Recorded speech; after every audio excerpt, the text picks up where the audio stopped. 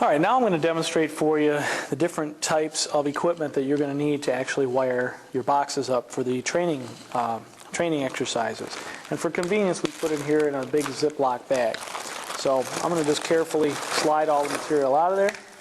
You'll keep it all in your bag for purposes of storage in your locker for the project, but we'll lay it all out for you.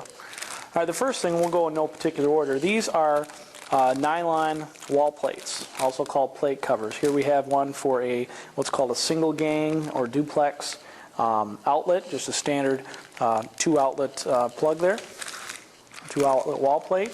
Here we have 2 wall plates for switches, single switches. Speaking of switches, we have what's known as a single pole, P-O-L-E, single pole light switch, very standard you see in your house. Next we have 2 3-way switches, and a 3-way switch, as you'll learn about, actually has an easy application, or a most common application in a household environment would be like at the top and the bottom of, let's say, a basement stairs.